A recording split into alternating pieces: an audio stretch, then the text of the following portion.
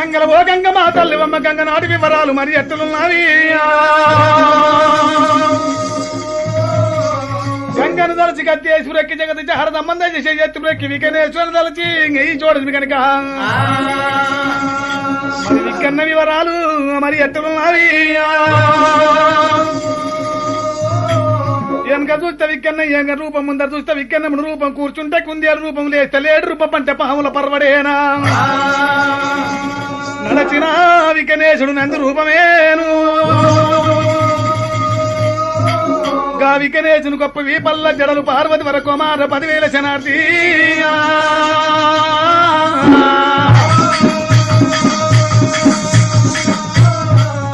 శరణు శరణు మాయంబారాలి శాంబావి రాణి శాంబావి రాణి కరుణగుడు కన్న తల్లి గంగా భవాని గంగా భవాని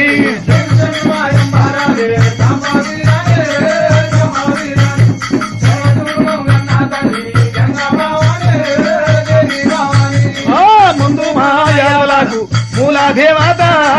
మూలాదేవత మందలోన నెలకొన్న మగువా సౌడమ్మ దేవి సౌడమ్మ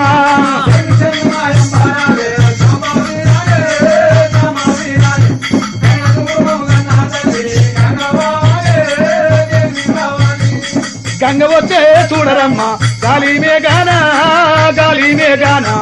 ఓను వందు ముత్యాల పేరు ఒల్లందు మెరియా ఒల్లందు మెరియా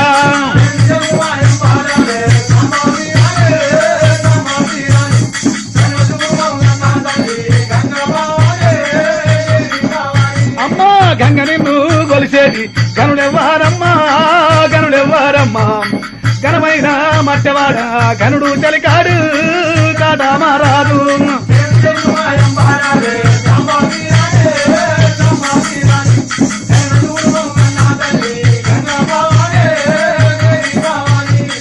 ఎర్రంగా పూసిన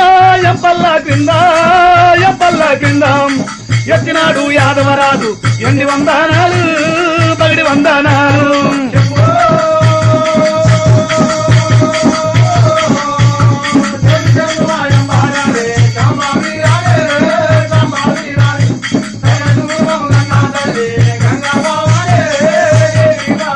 అమ్మా భక్తి పువ్వుంటిదంట భారీ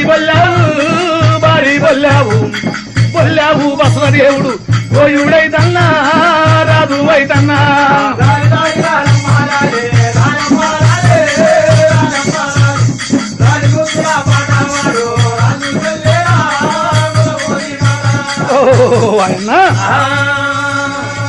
ఇది గంగను ప్రార్థించే విధానము.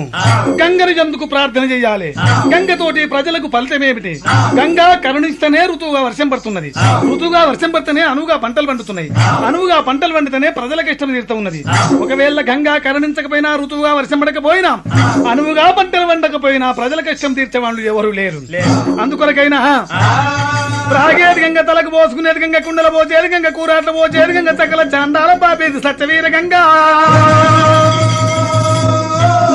గంగ లేకపోయినా ఈ జగము గడియా కదమ్మా, నీరు లేకపోయినా ఈ జగము నిమిషం ఉండదు. దేవ దానవ మానవ యోధాన యోధులకు సమస్త చరాచర ప్రాణికోట్లకు నీరే ప్రాణాధారము. కాబట్టి ఎంతటి పండితుడైనా ఎంతటి పామరుడైనా గంగను ప్రార్థించవలసిన అవసరం ఎంత ముఖ్యము. గంగ ప్రార్థనలో ఉండని ఆది గణాది బాసి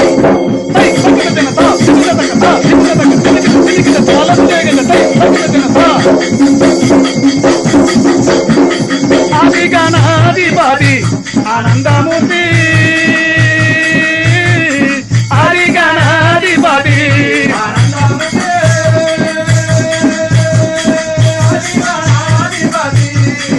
ఆది గణాధిపతి వనరైన మూల శక్తి, ముందు పూజలు నీవే కదా మూల కిన్నెరలు మృగంగా. గణపతి గణపతి నీకు ప్రఖ్యత వేగమూన కరుణించుము తండ్రి.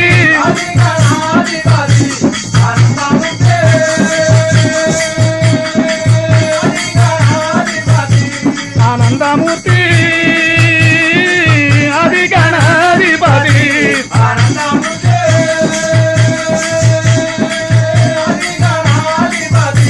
ఆ పొండముతోటి నీళ్లు తెచ్చి తోరంపు పొస్తాయి గడికి, తండ్రి చేత పూజలు కొన్న స్వామి గణపతి నీకు మ్రొక్కెదా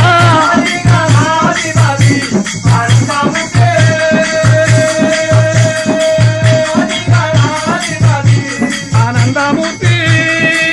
ఆది గణాధిపతి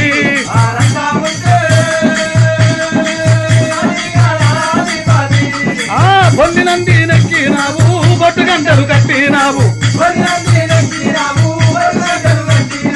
కాసులోన పూజలు కొన్న స్వామి గణపతి నీకు మ్రొక్కెదా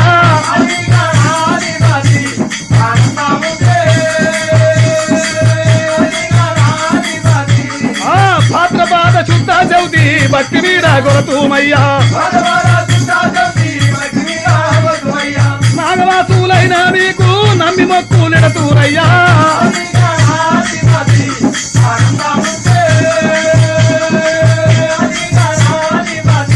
అయ్యా వాడవాడన పూజలు సేవలు భక్తి మీద కొరతురయ్యా దివికిట దివికిట తాళము లేక భక్తులల్లని భజనలు చేతురు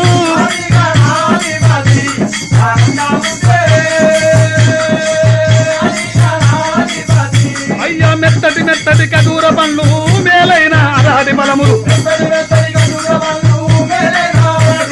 మెత్తటి గుడుములు సప్పిడుండ్రములు అవి నీకు ఆరగింపులు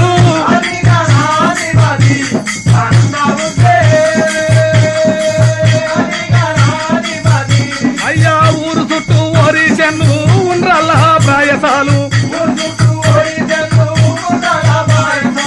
పచ్చి కొత్తల పాల మీగడ అవి నీకు ఆరగింపులు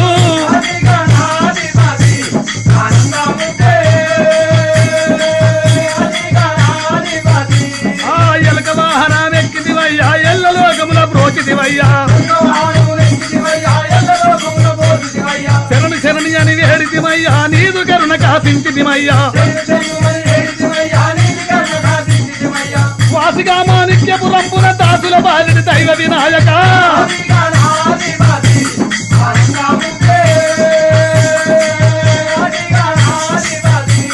ఆనందమూర్తి ఆది గణాధిపతి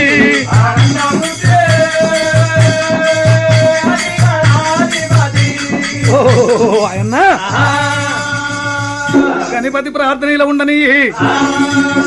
ఒక్కిన భూదేవత తోడుండవమ్మను ఒక్కిన భూదేవత మోక్షమివ్వమ్మా తలసిన భూదేవత తలయందు కలిగి ఉండవమ్మా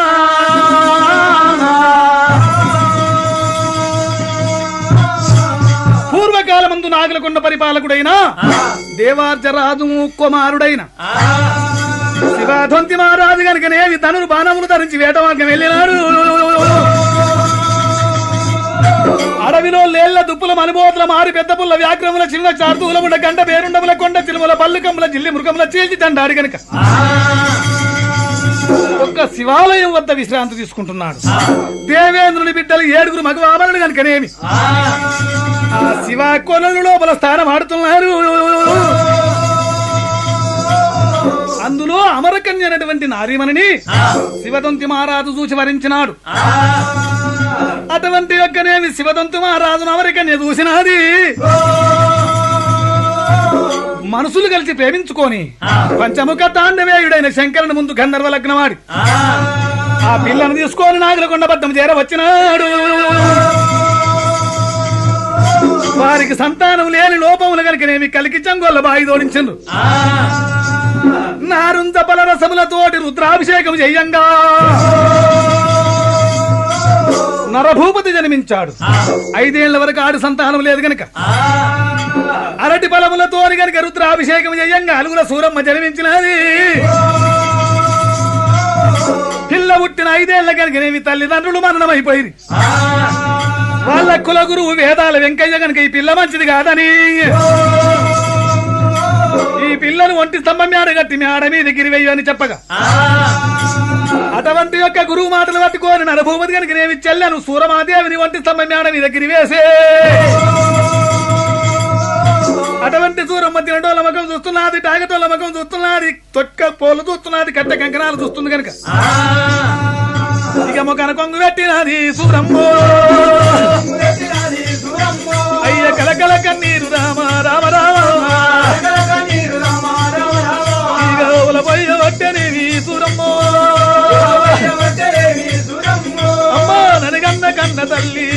తల్లి అమ్మా నీ కడుపు గండి పెట్టానాయమ్మో నన్ను ఏ పూజ చేసి నీవు గన్నవమ్మా నన్ను ఏ నోవి నీవు గన్నవమ్మో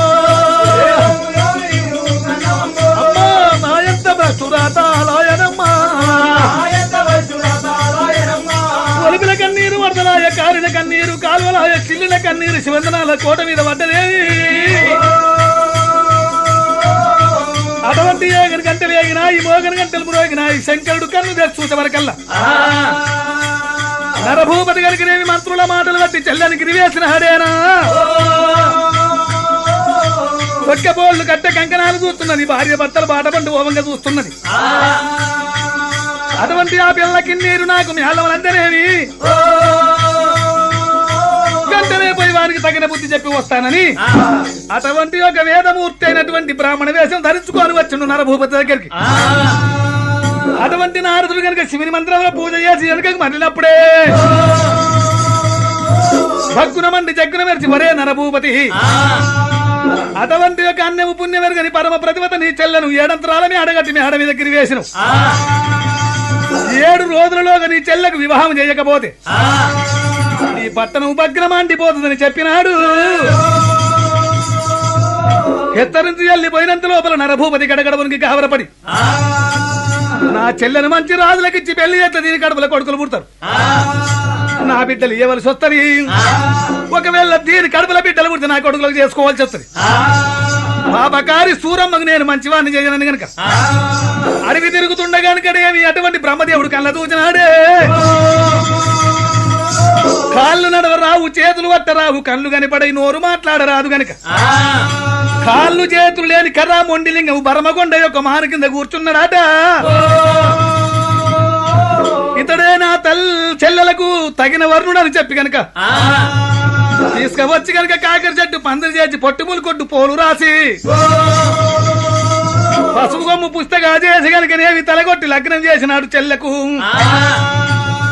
ఈ కాళ్ళు చేతులు లేని కర్ర మొండి లింగాన్ని పట్టుకొని ఎరకల్లాలని ఎప్పటికే కొలుపు చెప్పుకుందనా కాపుదాన్ని ఎప్పటికే కైకూలు చేసుకుందనని పోయిస్తుండగా నరభూపతి ఏమన్నాడు చెల్లెలా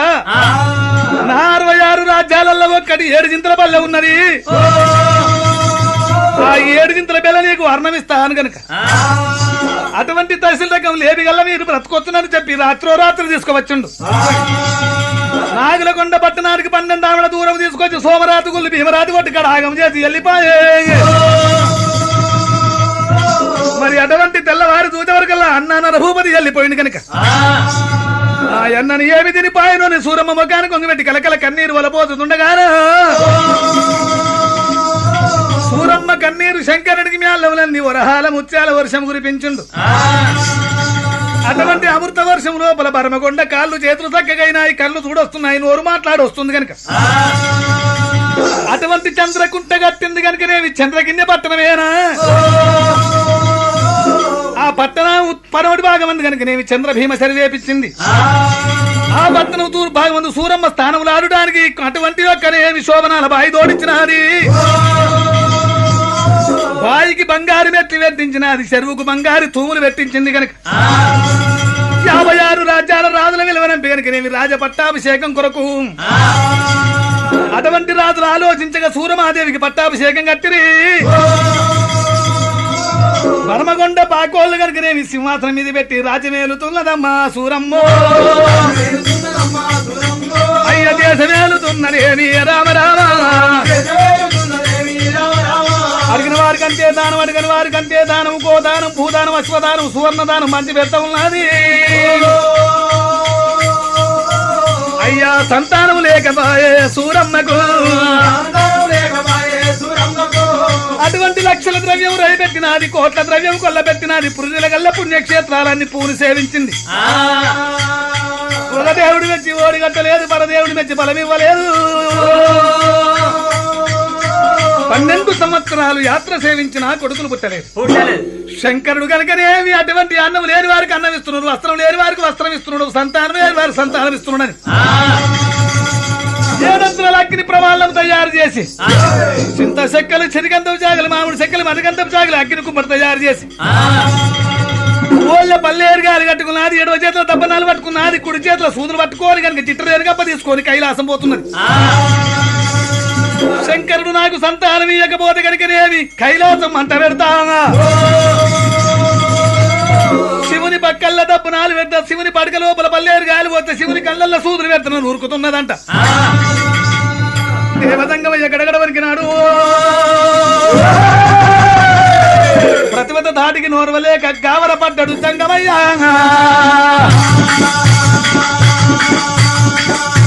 మరి అటువంటి సూరమాదేవి గర్భవాసమందు జన్మించే వాళ్ళు ఎవరైనా అరిచేతులు అందరి పెట్టి ఆకుపడి పెట్టి కంటి కాడికి పెట్టి కలియుగం అంత కళ్ళ చూచినాడే నరభూపతి పేరు చెప్తే కనుక 33 కోట్ల దేవతలు గడగడ వణికిపోయారు చెన్న కొండల మీద భద్రకాళిని లగ్నమాడి ఉన్నాడు వీరభద్రుడు గనుక మందిరముల దిగినాడు వీరభద్రుడు గనుక వేడుకున్నాడైనా కలిసిన చోట మొలికై మొలిసినాడు తండ్రి నీకు ఏమి ఆపదని చెప్పినప్పుడే తండ్రి కోరిక తీర్చే తనైడవైతే నా చేతిలో చెయ్యమని చెప్పిండు వెనక ముందు లేక వీరభద్రుడు తండ్రి చేతిలో చెయ్యేసినాడు గనుక కొడుకు అడుగో సూరమాదేవి గనుకనేమి నిన్ను గన తల్లి గనుకనేమి ఆమె గర్భవాసమంతు జన్మించి నరభూపతి గర్వ మనసాల కొడుక అన్నాడు అనగా గడగడ వరికి నాడు వీరభద్రుడైన ఏమంటాడు నాయన తాడుతో నా చేతులు కడిచివా నా చేతులు కనుక నా ఒళ్ళే పెట్టినట్టు చేస్తే నేను తప్పకుండా తల్లి గర్భం లోపల అవతారం ఎత్తక తప్పదన్నాడు నీ పొట్టోపున 66 ఆట్లు 33 బిరుదులు 360 కాయికాలు దేవా అంటే 2 బిరుదులు కనుక నాకు అర్ధభాగం ఇచ్చినట్టయితే నేను తల్లి గర్భం లోపల అవతారం ఎత్తేరారే అట్లయితే అవతారం లేకపోతే నేను ఓరు తండ్రి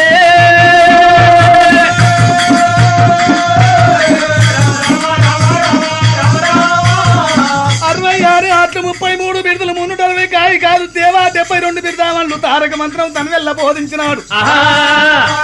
వీరభద్రుడు కనుక యాపకాంత పిండాన్ని చేసుకొని అంజూర పండ్ల దాపరం చేసుకొని సూరమ్మకి ఎదురుగా వచ్చి శివుడు లేడు కనుక నేవి కైలాసం నుండి కాశీకి వెళ్ళిపోయినాడు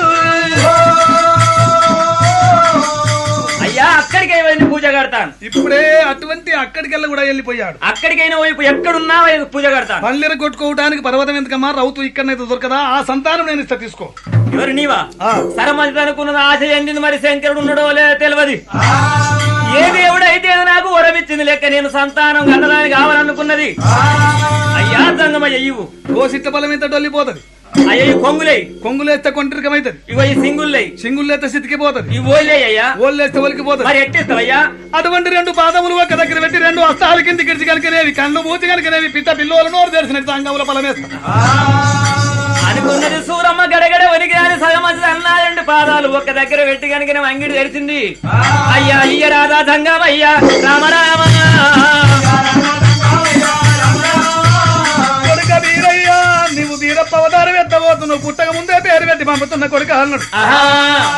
తారక మంత్రం తను వెళ్ళబోధించినాడు సూరమ్మ కడుపులు వేసినాడు మా తోడు మాయమైపోయినాడు సంగమయ్య ఆడికల్లా సూరమ్మ దేవి వెనకకైనా మరినాడి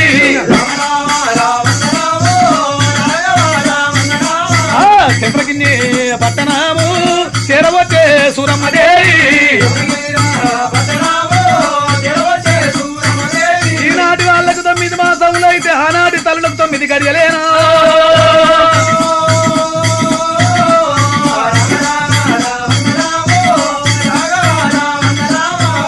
అన్నమూల వీరభద్రుడు పిండ రూపమైనడే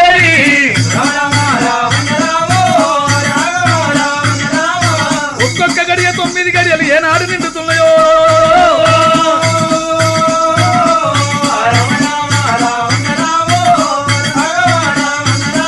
అటువంటి కొత్తగా చంద్రగిన్నె పట్టణం పొందినాదని చెప్పి దేవి నాగలకొండ పట్టణం నుంచి కనుకనేమి కుమ్మరోళ్ళు కుండలు తీసుకువస్తున్నారు బెస్తోలు చేపలు తీసుకువస్తున్నారు శాలీలు వస్త్రాలు తీసుకువస్తున్నారు కనుక వచ్చిన వాళ్ళ వస్తువులు తీసుకొని సూరమ్మ ఇమ్మడికి ఇమ్మడిచ్చి కనుక నేను పెరగని 4 ఎత్తి సాగదోరుతున్నది